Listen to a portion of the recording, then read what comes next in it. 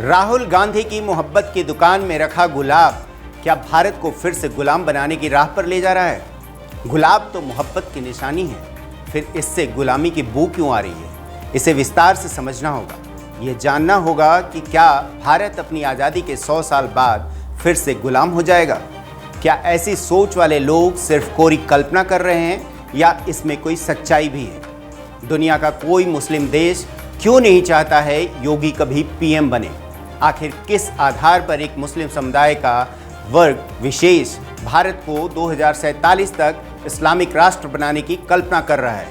एक तरफ पीएम मोदी जो विकसित भारत 2047 के मिशन पर लगे हैं, तो दूसरी तरफ एक खास तबका अपने मिशन 2047 पर लगा है। बस अंतर इतना है कि पीएम मोदी 2047 तक भारत को विश्व की तीसरी सबसे बड़ी अर्थव्यवस्था बनाने में लगे हैं, तो दूसरी तरफ भारत को इस्लामिक राष्ट्र बनाकर शरीयत कानून लाने में लगा है एक वर्ग।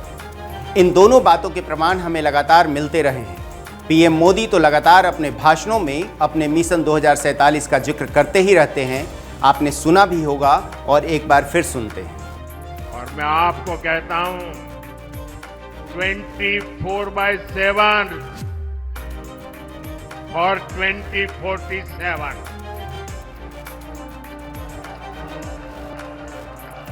24/7 फॉर 2047 ये मोदी हर पल आपके नाम, हर पल देश के नाम। अब जिस दूसरे वर्ग के मिशन 2047 की मैं बात कर रहा था, उसका प्रमाण भी आपको देखना चाहिए। जब पटना के फुलवारी शरीफ से कई ऐसे डॉक्यूमेंट्स मिले जिसमें 2047 तक भारत को इस्लामिक राष्ट्र बनाने की प्लानिंग का ब्यौरा था। कई ऐसे लोग पकड़े गए हैं और पकड़े जाते रहे हैं जो इस मिशन को कामयाब बनाने में लगातार लगे हुए हैं, और वो हमारे आपके बीच रहकर ही ऐसा कर रहे हैं, इसलिए और भी घातक हैं।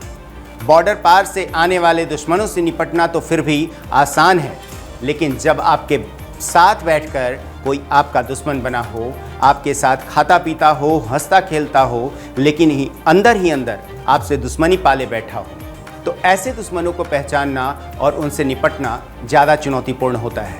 ऐसे दुश्मनों को अगर आप पहचान जाते हैं तो फिर भी आपके साथ वाले बाकी लोग इस बात को मानने को तैयार नहीं होते, और अगर आप ऐसे दुश्मनों से उनसे निपटना चाहते हैं तो बाकी आपके साथ वाले लोग ही आपको रोकते हैं, और दुश्मन इसका फ़ायदा बहुत आराम से उठाता है। ऐसी ही स्थिति अभी अपने देश में भी बनी हुई है।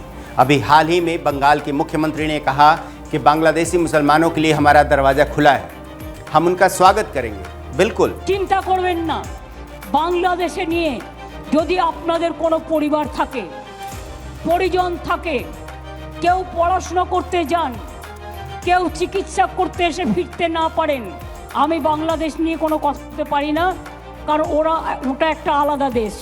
যা বলার ইন্ডিয়া গভর্নমেন্ট বলবে, আমি বলতে পারি না। কিন্তু আমি এটুকু বলতে পারি, অসহায় মানুষ যদি বাংলায় দরজা খটখটানি করে, আমরা তাদের আশ্রয় নিশ্চয়ই দেব। তার কারণ এটা ইউনাইটেড নেশনসের একটা রেজুলেশন আছে। কেউ যদি রিফিউজি হয়ে যায়, তাকে পাশের পার্শ্ববর্তী এলাকা তাকে সম্মান জানাবে। भारत का तो संस्कार रहा है अतिथि देवो भव, लेकिन उनके लिए जो अतिथि बनकर आएँ और कुछ समय साथ गुजार कर अपने घर वापस जाएं, न कि उनके लिए जो घुसपैठ करके आएँ और फिर यहीं के होकर रह जाएं और फिर हमारे ही दुश्मन हो जाएं। सिर्फ वोट बैंक के लिए जो राजनीतिक पार्टियां कर रही हैं वो देश हित में बिल्कुल नहीं है। 2016 के सरकारी आंकड़ों के हिसाब से पूरे देश में करीब 2 करोड़ अवैध बांग्लादेशी मुसलमान रह रहे हैं, और अगर आज की बात करें और सारे घुसपैठियों को जोड़कर देखें तो ये संख्या भारत के पंजाब जैसे राज्य की आबादी से ज़्यादा होगी। बंगाल जैसे राज्यों की बात करें तो वहाँ इनकी तादाद इतनी हो चुकी है कि अपने हिसाब से ये सरकार पर दबाव बनाने में सफल हो रहे हैं। कुछ राजनीतिक पार्टियां अपने वोट के स्वार्थ में देश को गिरवी रखने को तैयार बैठी हैं।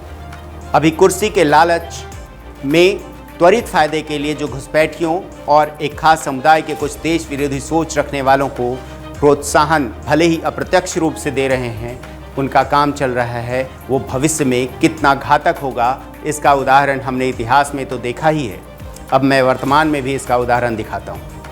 अरब न्यूज़ की एक रिपोर्ट के अनुसार ब्रिटेन में पिछले एक दशक में मुस्लिम आबादी 44% बढ़ी है और ये रिपोर्ट ब्रिटेन के सरकारी आंकड़े के आधार पर छापी गई है। इसमें भारत, पाकिस्तान, बांग्लादेश, पूर्वी अफ्रीका समेत कई और देशों के मुस्लिम शामिल हैं।